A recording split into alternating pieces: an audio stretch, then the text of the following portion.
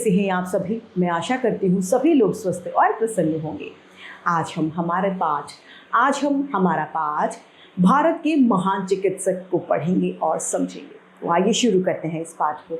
ये है पाठ 18, भारत के महान चिकित्सक। सृष्टि यानी दुनिया के आरंभ से ही मनुष्य अपनी आयु तथा अपने स्वास्थ्य के प्रति सचेत यानी जागरूक रहता है।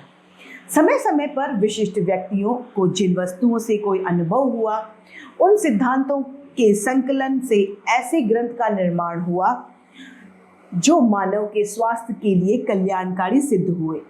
आयुर्वेद भी ऐसी ही एक प्राचीन चिकित्सा पद्धति है जिसमें स्वास्थ्य संबंधी सिद्धांतों की जानकारियां दी गई हैं। आयुर्वेद में स्वास्थ्य से संबंधित बहुत सारी जानकारियां हमें मिल जाती हैं।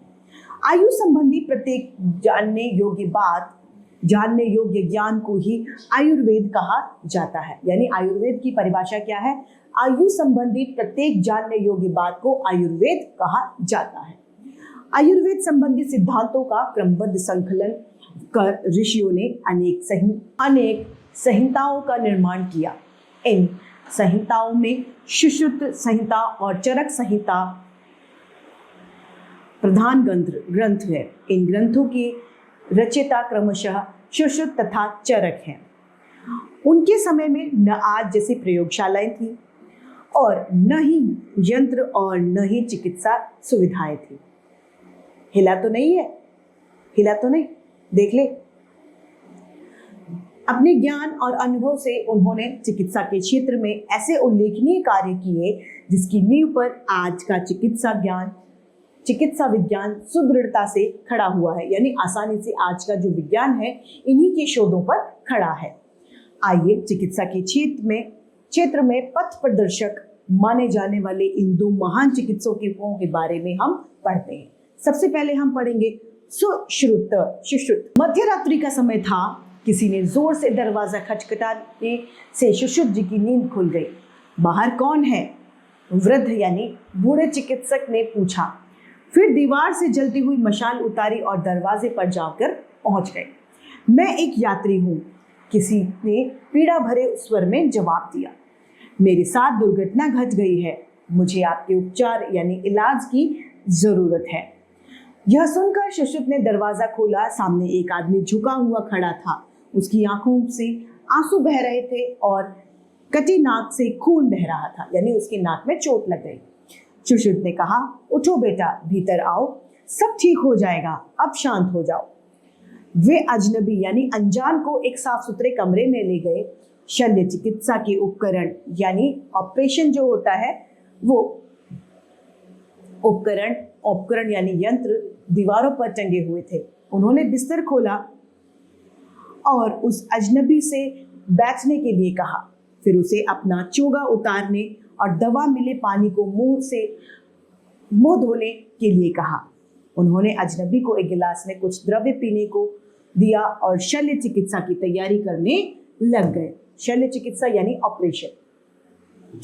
बगीचे में एक बड़ा सा पत्ता लेकर उन्होंने अजनबी की नाक नापी।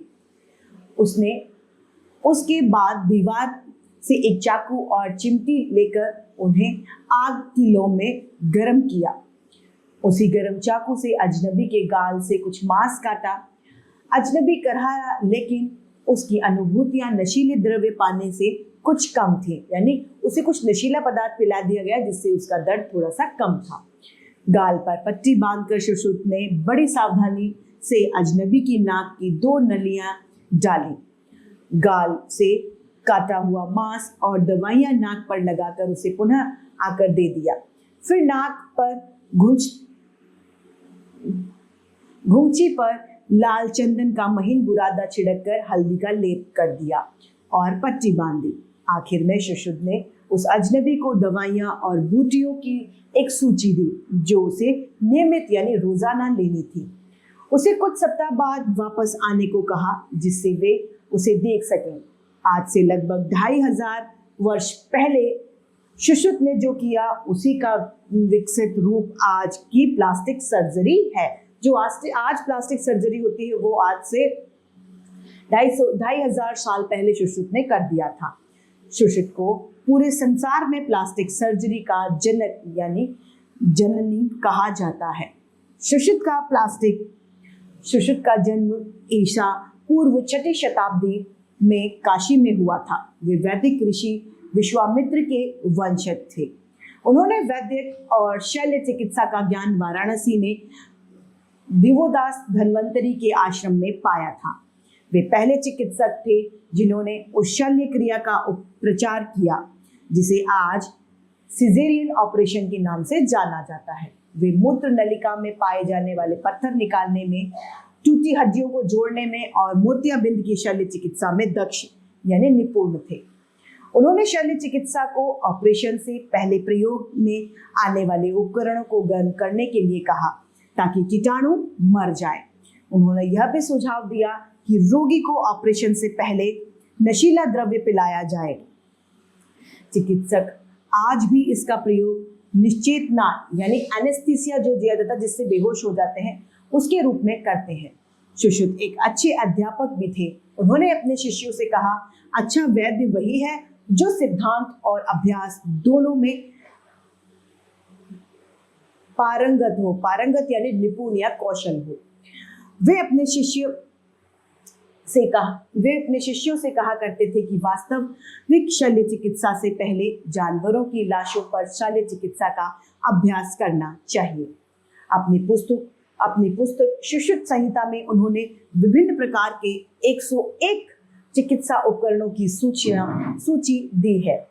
आज भी उन यंत्रों के समान यंत्र वर्तमान चिकित्सा में प्रयोग में लाए जाते हैं। अब है चरक।